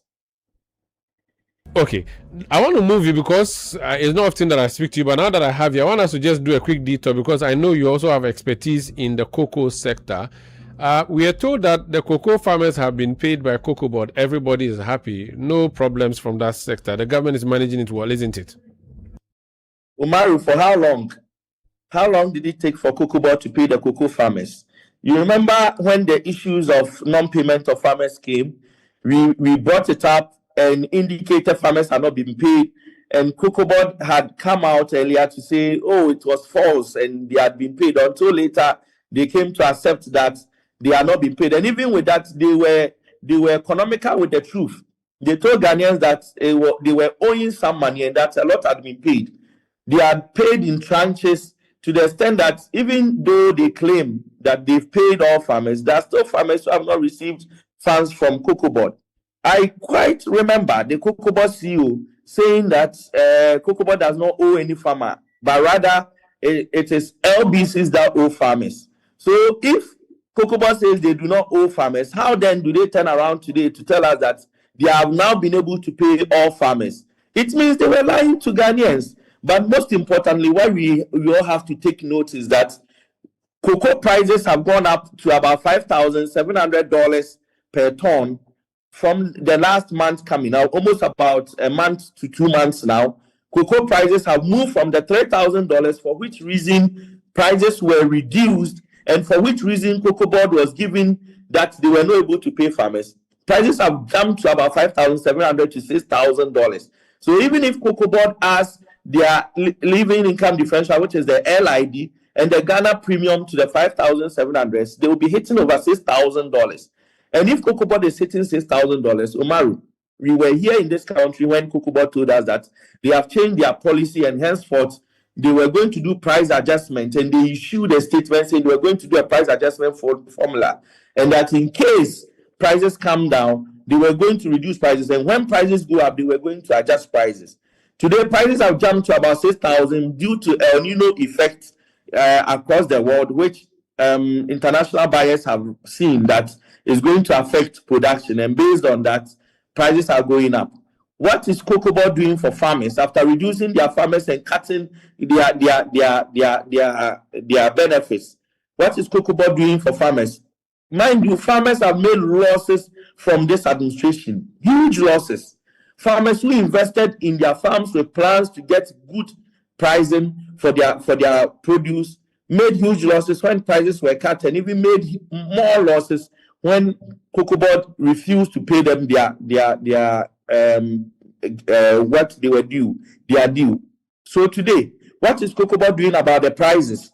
Prices have gone up. When are they going to increase prices for farmers? These are the real questions that we have to ask them to answer, not celebrate things that are not worth celebrating. Thank you so much for speaking to us, sir. Thank you very much to Maru. That's the number Michael Kwesi Edu. He is the NPP Member of Parliament for Furikrum in the Ashanti region. This is Eyewitness News on 97.3 Citi FM. We are coming to you from our studios in Accra. I am Umaru Sanda Amadu. When I return, we're going to talk about the New Patriotic Party, the open nominations for the regional constituency elections, and that is ending today. We'll find out who has picked forms to run where. Eyewitness News. Be there as it happens. Ufie betumi adani baby a upe bia. Betumi adani stadium. What a strike! Ana fa kwa yebu TV. Any computer game wo. Aha! Yenko. Atoda, ebetumi adani classroom. Madam, me patron menti ase. Yo, yen samfa subio. Ni ewo he na wonti ase no. Nini na. Ebetumi adani office. Aha, orders no ahe na ye ready. Okay, mundi kan fanko East Legon. Ebetumi po, eswa ye fa ko a, ye hwehwemu wo. Daddy, e na big bang theory. Chain, mami bisa chat GPT. Ubetumi amofie adani baby a opese eyibia efise emfa ho ni ne opese oye wo fie MTN fiber betumi aboa amwoye na 500 Mbps unlimited internet and ne bo no form a free 299 Ghana cedis echo for MTN fiber bro fie ana waduma mu ede for my MTN app no so ana sebo *5057# what check fiber availability no so ana say number e wo je no na receive fiber broadband I will be a Otinwa, not Toby and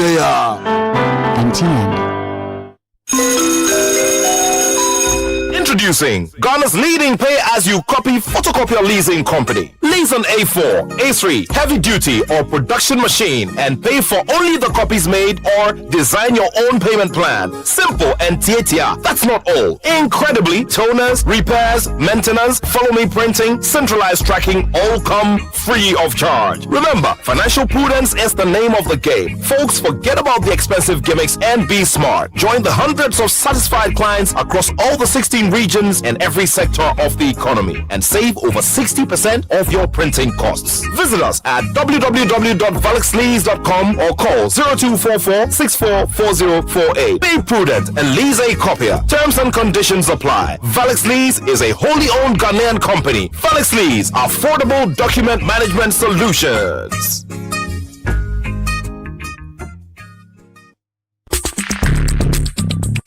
Let your voice be heard on Eyewitness News on Facebook at facebook.com/Citi97.3, Twitter at twitter.com/Citi973, and Instagram at instagram.com/Citi973 with the hashtag Eyewitness News. Yeah, welcome back. This is Eyewitness News on 97.3 Citi FM. Let me remind you that your messages are welcome on Talkback 0539-986-996, 0539-986-996, or go on X and mention my handle at Umaru Sanda. Use the hashtag Eyewitness News when you send your messages. Let's talk about the New Patriotic Party. They finished with the constituency elections for most constituencies, save the ones where they have challenges. they are moving to the regional level. Hansen Ajiman has been observing how the opposition party is behaving in relation to this particular nominations. He's joining me in studio. Hansen, you're welcome to Eyewitness News. Thank you, Sandra. So what's the NPP been up to? When did they open nominations and they are closing it today? Who and who do we know have picked up? So they opened nominations across the regions on July 15 and was supposed to end on July 17. And so our checks across the various regions suggest that various persons who seek to lead the opposition party in the regions have filed their nominations. And we know that in the Western region, 32 persons had gone to pick forms, but 30 filed. So 2 persons for only chairman of all the positions. All the positions. What are the positions, by the way? About 11 positions. Okay. So there's the chairman. There's a chairman. Do they have vice chairman at regions? Yes, they do. Okay. So there's a chairman. There's a vice chairman. There's also the first vice chair, second vice chair, and then there's the secretary. Okay. There's a regional deputy secretary position. There's a treasurer position, organizer, women organizer, youth organizer, Nasara coordinator, and then the communications officer, which is an addition based on the party's recent amendment to its constitution. Okay, so those are the people who stand for elections. And you say in the Western region, how many people picked up forms? 32 persons had gone to pick up forms, but at the close of nominations, 30 of them had filed. Okay. In the Greater Accra region, about 37 persons picked up forms. At the time we checked, about 36 of them had come to file their nominations.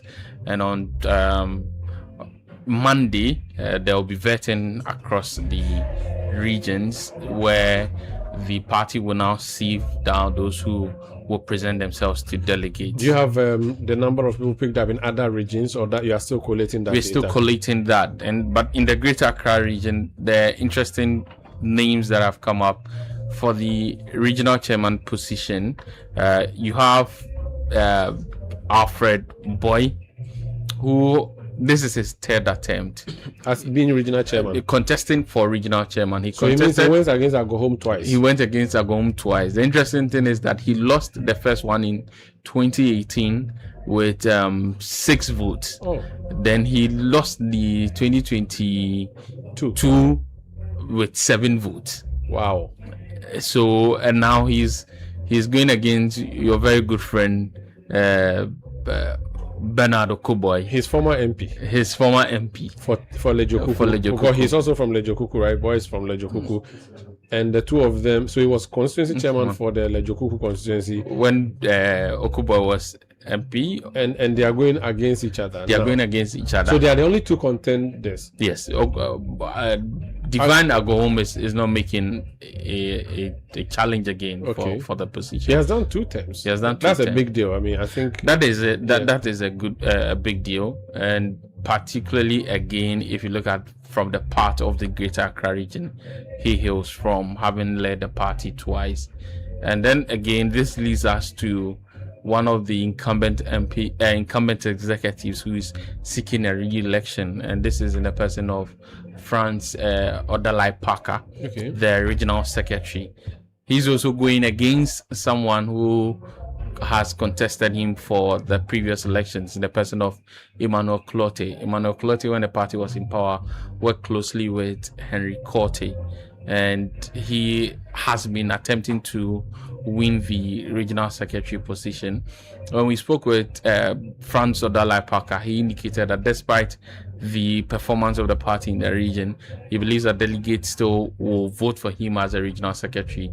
He indicated that he was put in charge of 2 constituencies, being Wejagbawe and Anya Sotuom, despite the poor performance of the party within the region. He says he delivered on his mandate by making sure that the party wins in Anya Sotuom and Wejagbawe, where he was he was placed in charge or indicated to oversee electioneering processes.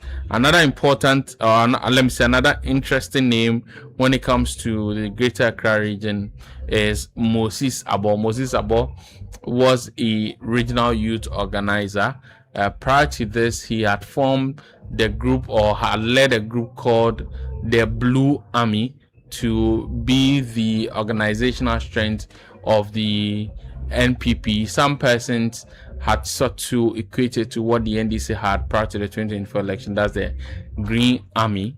And he had initially indicated that he was going to go for the national organizer, Moses Abo. Okay. In the 2024 election, he stepped down as regional youth organizer of the NPP in the Greater Accra region to contest Henry Korte as parliamentary candidate for the Ayawaso Central Constituency. He lost that bid, and so he's been without a post officially. Okay, and he wants to come back. But he wants to come back, and this time around he's coming to the region as regional organizer. There are two other persons contesting him: Austin Emmanuel Asim and Collins Kofi Asante. Okay, which other portfolios do we have names of nominees for or aspirants for? So the communications officer, and I'm going to say communications officer because this is the first time the party will be electing the communication officer because of the amendment that was onto its constitution. It used to be appointed. It used to be appointed. Solomon Asante, George Asafo Eje, Isaac Jr. Ohineba Danso, and Abdul Rahman Adam. So these are the four persons who are vying for the position. Conference chairman, 2 people. Secretary, 2. Secretary, 2. You said, just give me the. Moses Abo and 3 persons. And Moses Abo and who? He's going against. For organizer. No, for secretary. It's between Odalai Parker and then Emmanuel Clotte. Do you have vice chairman? First vice chairperson, Joanna Frances Ada. Ada, yeah. Okay. And then Rachel Tutu.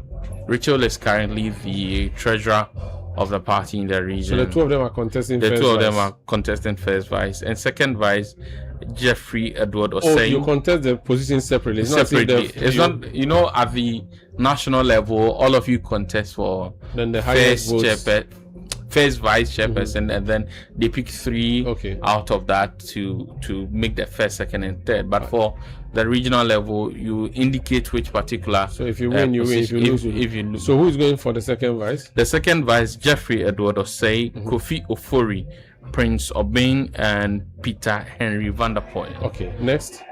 So we've gone through secretary, and then there's regional deputy secretary, Baba Seidu. Give me organizer again. You said who are going for organizer? Organizer is Moses Abo and Austin Emmanuel, as well as Collins Kofi Asante. All right, proceed. Next. For regional deputy secretary, Baba Seidu Isaka, Gideon Ampim Saki, Albert Estarios Kraku. Then there's Shaibu Abdullahi Ananafo Kabori. Then there's Charles Otin. So these are the 5 persons contesting for regional deputy secretary.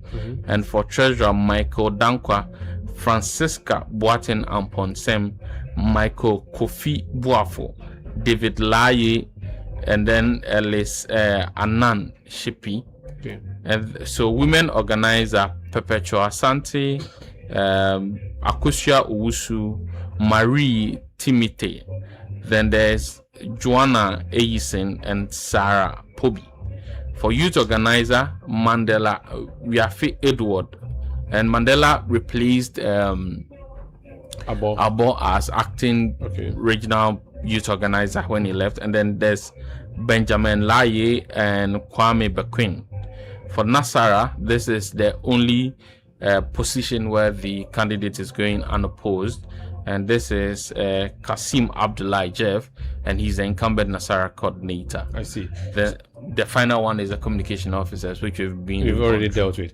Thank you so much, Hansen Ajiman. And so the vetting will start on Monday. The vetting is on Monday. And then the election will be coming up later next month. Yes, in August 15 or 16, depending on what the electoral committee of the region decides on. Thank you so much, Hansen Ajiman. If you go to our website, citynewsroom.com, we have more names on who is contesting what in the NPP regional elections. This is Eyewitness News on 97.3 Citi FM. Let's bring you some news summaries now. Ejubi Wafia Kenten is in studio.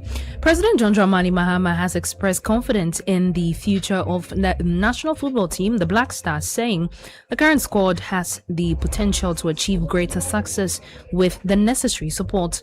Speaking during an inspection of the host sports stadium, President Mahama said the Black Stars defied expectations at the recent tournament despite predictions that they would not progress beyond the group stage.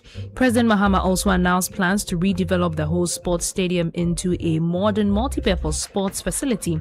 He revealed that processes to prepare the redevelopment designs would commence immediately. We need to start preparing for the next World Cup. The Black Stars did well. Nobody gave them a chance.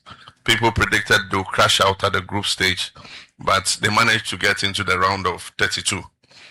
I'm sure that if we keep this team and we persuade the coach to continue to work with the team, by the time of the next AFCON and the time of the next World Cup, we'll have a team that can claim the championship in any of those two competitions. And so we'll finish this inspection, and soon we'll bring them to start looking at it and beginning the designs. And once they finish the designs, we'll come back and let the traditional rulers, everybody look at how the stadium will look after it is finished. And once they sign off on it, we'll come here again and cut the sword and start the construction. Thank you. You heard President John Dramani Mahama. Away from that, a minority leader, Alexander Penyomarkin, has accused the NDC government of hypocrisy over its recent nominations to the Supreme Court. His comments follow President John Mahama's nomination of Court of Appeal judges Sophia Benasco-Esa and Edward Amoako-Asante, as well as former Ghana Bar Association President Tony Forson, to the Supreme Court. In an interview on Accra-based Joy FM, Penyomarkin questioned the government's consistency, arguing that the latest nominations contradicts the NDC's previous stance on judicial appointments. The president has the mandate to do that. But there's a political question. The political question is the NDC a principled political party? I submit that they are not a principled political party because in opposition, they criticized the Akufo-Addo administration for packing the court. You recall that the last set of nominees, two of them, after vetting, the NDC opposed the final process of their approval, and they even became very violent on the House floor. The Ashaman MP, you may recall that when the first deputy speaker was presiding, attacked the first deputy speaker. He was actually injured, Joe Wise. He bled close to his eye. Unfortunately, as fate would want it, time has exposed them. They are double standard, their hypocrisy, and their unprincipled posture. Is it now okay to nominate more judges to the Supreme Court? You heard Minority Leader Alexander Penyomarkin. Now, the death toll from the multi-vehicle crash at Konongo Dumase on the Kumasi-Accra Highway has risen to 13 after security personnel retrieved another body from the wreckage. The incident had earlier claimed 12 lives and left 44 others with varying degrees of injuries. Speaking to Citi News, the Konongo Divisional Motor Traffic and Transport Department Commander, ASP Frank Asarie, said 8 of the injured victims have since been treated and discharged, while those still receiving care are responding to treatment. Yesterday in the afternoon, some family members came and they also reported that they had an information that their relative was in the bus. So we took them to the hospital and the mortuary. Their relative was not found. So we came back to the accident scene, and through a serious search, we recovered one dead body, a male, who is a member of the family who reported missing of their brother. And after that, they were anticipating that there were two brothers who sat in the bus. We did a search up to the evening, but we couldn't find the other one, meaning maybe he was safe or he was injured and maybe taken to a different hospital. So for now, the death rate is now 13. and investigation is still going on. That was Konongo Divisional MTTD Commander ASP Frank Asare Ewa. Moving on, the Ministry of Health says available data shows hospital bed occupancy stands at 60%, dismissing claims of a no-bed syndrome. Appearing before Parliament's Economy and Development Committee, Deputy Minister of Health, Dr. Grace Ayensu-Dankwa, said what is needed is an effective bed management system to address the issue. The bed occupancy, the true bed occupancy is lower. So if we have more beds, why are we having no bed syndrome? I believe the occupancy rate was 60%. So with 100 beds in a hospital, only 60 of them are occupied and 40 are open. Now, why does somebody come and have a no bed syndrome? So we believe that if we have a proper bed management system that tells you that for instance, in real time, let's take a hospital like Ridge Hospital. If in real time, Ridge Hospital, we can see what the beds are, that they have one ICU bed, they have two maternal beds, and they have one orthopedic bed. When the ambulance is coming, we can know where to take the patient. Maybe Ridge is not enough, but it is in 37. So it's a proper bed management system that will solve the problem, because the evidence actually shows that there are beds when they're saying there's no beds. That was Deputy Minister of Health, Dr. Grace Ayensu-Dankwa. The Member of Parliament for Avle South, Alfred Okovandapo, is calling on municipal, metropolitan and district assemblies to partner in turning waste into valuable resources for development. This follows concerns over waste management and improper disposal of waste in several parts of the capital. Mr. Vanderpoel urged assembly leaders to collaborate on establishing ingenious solutions to leverage waste for development. During the time when I was mayor, we look at all these issues and we put together a program to sort of answer and provide solutions to all these challenges. So during my time, we were trying to find a dumping site and not just dump, because that's where we've been dumping and dumping. But we have to find a way, because waste today is a value material. So what can we do with our waste? We need to find a way to take value, because we can use our waste to construct our roads. We can use our waste to do so many things that will be productive in answering so many other questions. And that is where the world is going. And we can be part of that. That's mindset. So during the country program, that's what we were going to do. It's not just a matter of dumping, because as for that, it has not helped us. So we need to come to a time where we say, 3 assemblies, 4 assemblies come together, let's collect our waste, but let's do something with it. So the mindset has to change. It's not a matter of just dumping, and we can do it. You heard Member of Parliament for Avle South, Alfred Oko Vanderpoel. This is Eyewitness News on 97.3 Citi FM. That was a GB Biafia Kentin bringing us news summaries. Let me bring you one more soundbite from Ho, where the President has been speaking, President Mahama. There's a statement he made in relation to Ken Ofori-Atta. Sounds like he was taunting him. I want you to listen to that. Extradition or return of fugitives from justice. It's a legal process.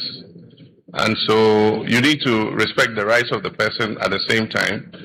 And so if the person has absconded from a jurisdiction and gone into a new jurisdiction, if you want to bring him back, first you must have an extradition treaty with that country. And then secondly, you must trigger a request, an application for extradition. And the person has the right to take a lawyer, go before a judge, and if he doesn't want to come, he will argue against coming. And your point 2 must be made that he's needed because he's done this and this and that. And so to go before a judge, unfortunately, it won't be a Ghanaian judge, it will be an American judge, and he will decide, whether the gentleman you mentioned should be put on a plane and brought back. But the Attorney General's Department has done its best. It filed the application. There are some additional documents that were asked for that it is filing. And eventually it will all go before an American judge to make a decision. But I do believe that even by virtue of holding a position like that, for many years, I mean almost till the end of the regime, you held the most sensitive position as finance minister. And at a point when your own members of parliament, 80 of them, signed an application that the president should remove you, you said something historic. You said you are like the father of children and that you can't run away and leave your children. And so if we Ghanaians are your children, we're calling you, we're begging you, Father, come back. Your children are calling you to come back. You know, but just the act of fleeing, I mean, if you're a man of principle and you believe you've done nothing wrong, I don't see why you should flee your own country. And so we'll see what the legal regime is and how it proceeds. So that's President Mahama speaking on former Finance Minister Ken Ofori-Atta. It's now time for business on Eyewitness News, and Nashika Caesar is in studio with me. Nashika, take it over. Right, Sander. Now the Chamber of Oil Marketing Companies, COMAC, is calling for the removal of taxes on liquefied petroleum gas, arguing that the levies are contributing to higher prices and slowing down adoption of the cleaner cooking fuel. Speaking on the sidelines of the Ghana International Petroleum Conference Board, Chairman of COMAC, Gabriel Kumi, urged government to consider alternative measures, including subsidizing LPG to make the product more affordable and encourage wider usage. Taxes on LPG are nuisance taxes that must be removed by government. Government cannot be pretending to be pushing up the consumption of LPG, to be improving the consumption of LPG, whilst at the same time you are putting taxes on the product. We believe, as a matter of urgency, all taxes on the LPG must be removed to bring the price of LPG down. Currently, we have about 16 to 18% taxes on the price of the product. And if these taxes are removed, the experts are projecting that if these taxes are removed, we are likely to increase consumption of LPG by about 20 to 25%. So it's very, very, very, if government genuinely wants to improve and increase the consumption of LPG, the first step that government must take is to take off all taxes from LPG. And that is something that the Chamber of Oil Marketing Companies are going to push for. Gabriel Kumi is board chairman of COMAC. Now, the government has hinted at making another budgetary allocation in the 2027 budget to continue the recapitalization of the Bank of Ghana in a bid to restore the financial position of the central bank under a long-term program expected to run until 2032. The Deputy Finance Minister Thomas Nyankwampim announced the plan at the commemoration of 50 years of rural banking in Ghana and the official transition of rural and community banks into community banks. According to him, the additional funding is part of government macroeconomic reform agenda to strengthen confidence in Ghana's monetary policy. Fortunately, this transition to community bank comes at a time when Ghana's economic fundamentals are strengthening. Improved coordination between the Ministry of Finance and the central bank has reinforced macroeconomic stability through disciplined fiscal policy and complementary monetary policy stance. Ladies and gentlemen, government has also backed that commitment with action. In March this year, government issued a 5 billion Ghana cedis bond for the recapitalization of the Bank of Ghana.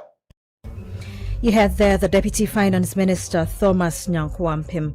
Now, the 24-hour Economy and Accelerated Export Development Secretariat has dismissed claims that the program is being financed from the government's 650 billion Ghana cedi budget, insisting that the initiative is driven primarily by private sector investment. The clarification follows concerns raised by the ranking member of Parliament Economy and Development Committee, Kojo Ponkuma, over the program's funding and outcomes. Here's more. In a press statement, the Secretariat said the 650 billion cedis cited in Parliament represents the total amount approved for all government programs over the past 2 years. and not expenditure on the 24-hour economy initiative. It explained that under the 24-Hour Economy Authority Act, most projects are expected to be financed by Ghanaian and foreign private investors, while government funding is limited to project preparation, viability gap support, and coordination. The Secretariat added that it had secured $5.5 billion in joint development agreement within a broader $11.5 billion investment pipeline as of May this year.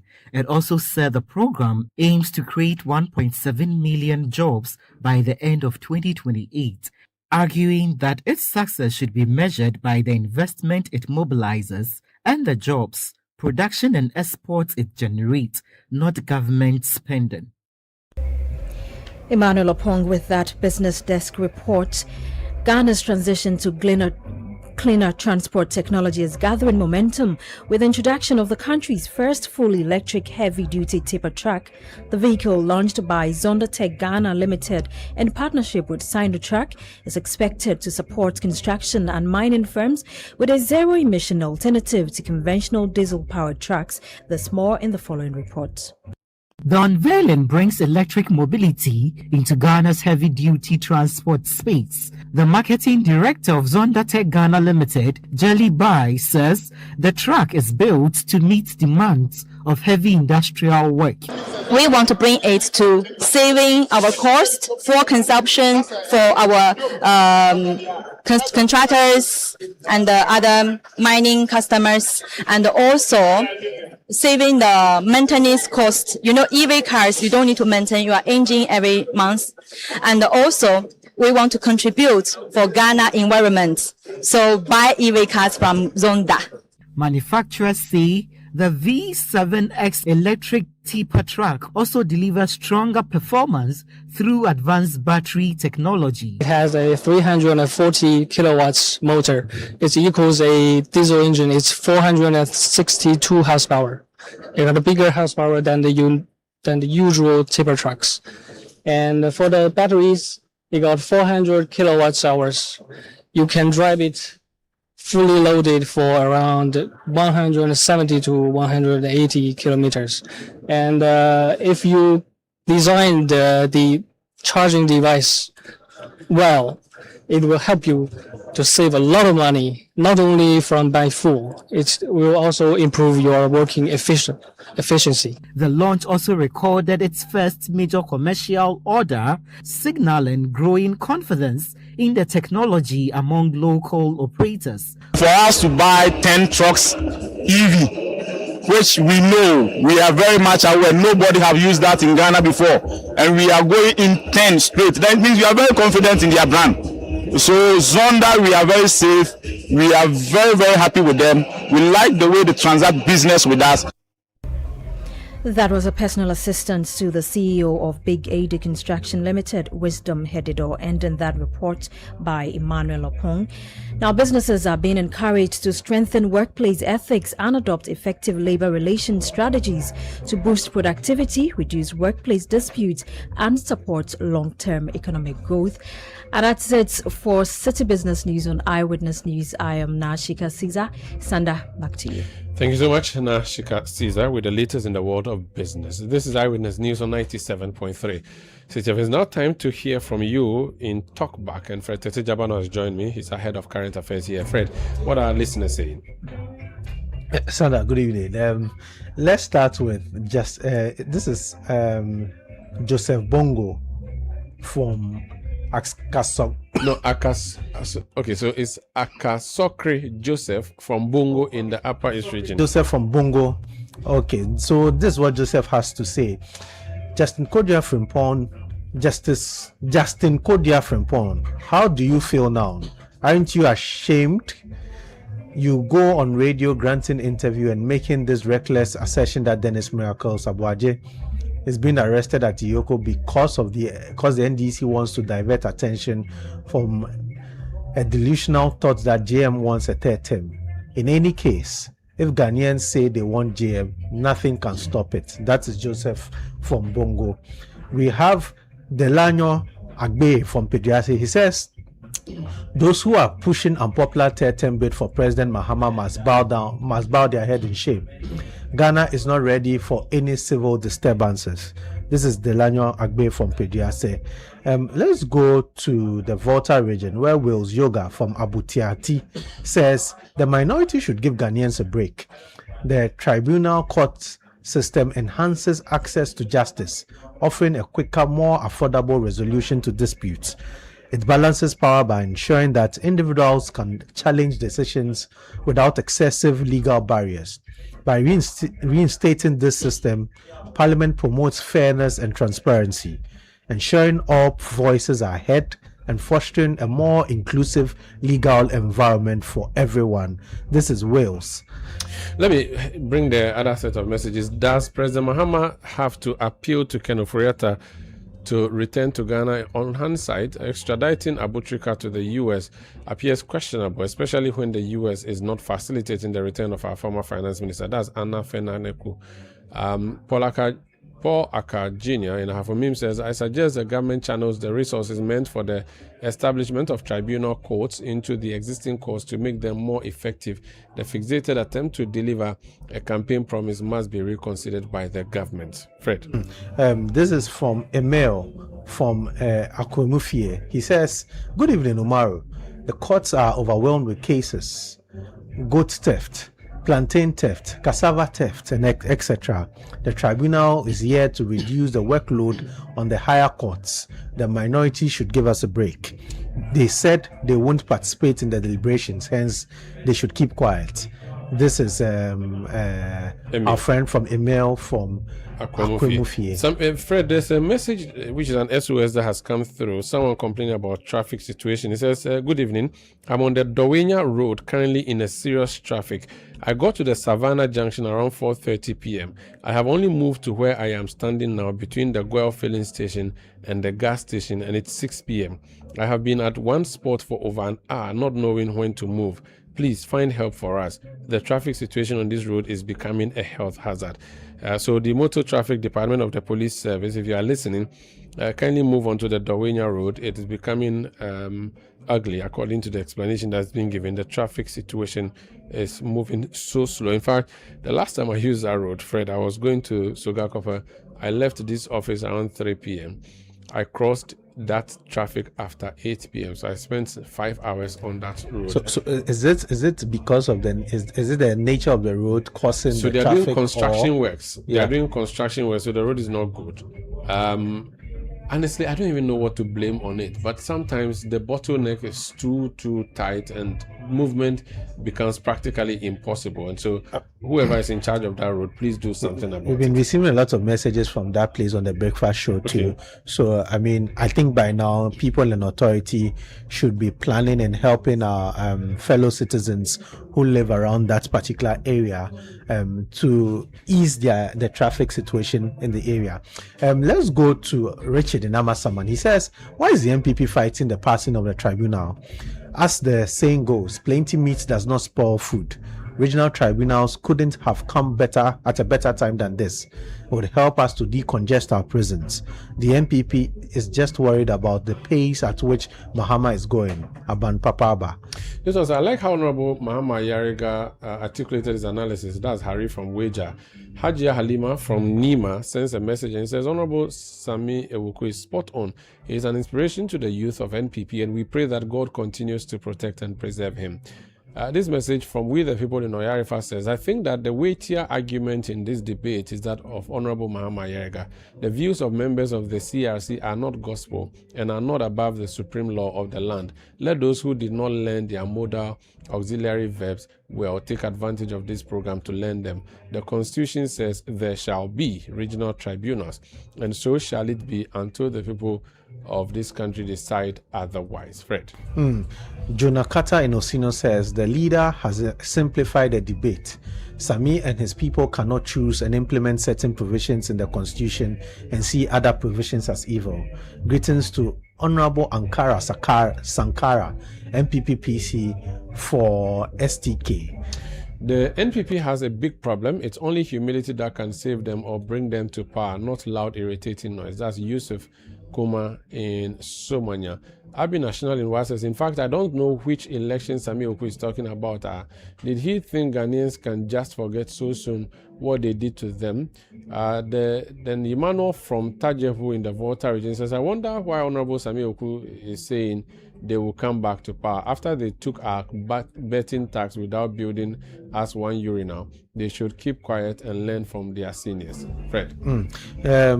This is Akwesi from who he says Honorable Samuel Attah-Mensah should stop counting MPP's faith in myth and thinking Ghanaians are now wiser than before. What him and his party must do is to be real and stop this politics of convenience. They should be principled in their dealings. That's our friend from Ho. And this is another one from Ho, Kwame. Kwame says Honorable Attah-Mensah should keep his advice. GM doesn't need his advice. GM was made it publicly clear that four times publicly clear that he's not contesting a third term. So what's Honorable Samuel Attah-Mensah talking about? Excuse me, he should give us a break. Thank you so much. Fred Jabano is our head of current affairs here, and that was Talkback brought to you by Valis Lee's Affordable Document Management Solutions, and that's also by way of Eyewitness News for today and indeed for the week. I am Umaru Sanda Amado. It's been great coming your way throughout the week, supported production-wise by Beverly London, Sami Wiafe, Kwabena Wilson, Fretete Jabano, and Juliana Odami Asari.